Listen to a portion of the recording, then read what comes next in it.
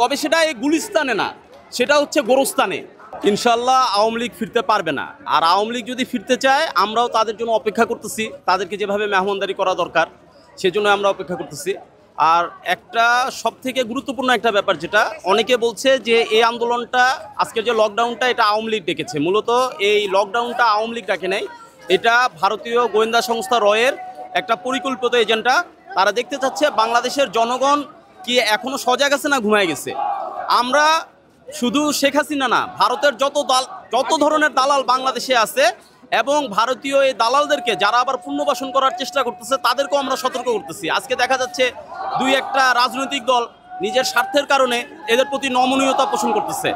আমরা বাংলাদেশের জনগণ, সর্বস্তরের জনগণ, দেশি এবং বিদেশি সকল ষড়যন্ত্রকারীদেরকে জানাচ্ছি, বাংলাদেশের জনগণ আলহামদুলিল্লাহ এখনও জাগ্রত আছে এবং তারা যে কোনো ষড়যন্ত্র, সেটা ভারত হোক বা অন্য কোনো অপশক্তি হোক, ইনশাল্লাহ চূর্ণ বিচূর্ণ করে দিবে।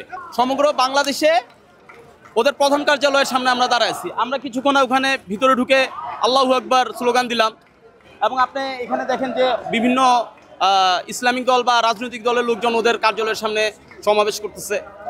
আর আপনি যেটা বললেন যে আওয়ামী লীগের সম্ভাবনার কথা, হ্যাঁ, আওয়ামী লীগের সম্ভাবনা আছে। বাংলাদেশের একটা জায়গায় আওয়ামী লীগের থাকার সম্ভাবনা আছে, তবে সেটা এই গুলিস্তানে না, সেটা হচ্ছে গোরস্তানে।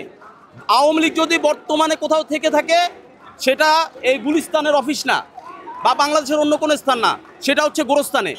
কেননা যদি তারা রাজপথে থাকতো, অবশ্যই আমরা তাদেরকে পাইতাম। আজকে দেখা যাচ্ছে চিপাগুলি থেকে বাইরে হয়ে এখানে তারা বলতেছে জয় বাংলা। দেখা যাচ্ছে আপনার 20-30 মিনিট দৌড়ানোর পর যে বলতেছে জয় বঙ্গবন্ধু। তো এটার নাম কোনো রাজনীতি হইতে পারে না। এটা হচ্ছে বাংলাদেশে অরাজকতা সৃষ্টি করার একটা পায়তারা। ইনশাআল্লাহ বাংলাদেশের জনগণ যেভাবে 5ই আগস্ট বা জুলাই বিপ্লবের মাধ্যমে আওয়ামী লীগকে রুখে দিচ্ছে, ইনশাআল্লাহ ভবিষ্যতেও আওয়ামী লীগ বা ভারতীয় যে কোনো দালালের চক্রান্ত ইনশাআল্লাহ বাংলাদেশের জনগণ রুখে দিবে ইনশাআল্লাহ।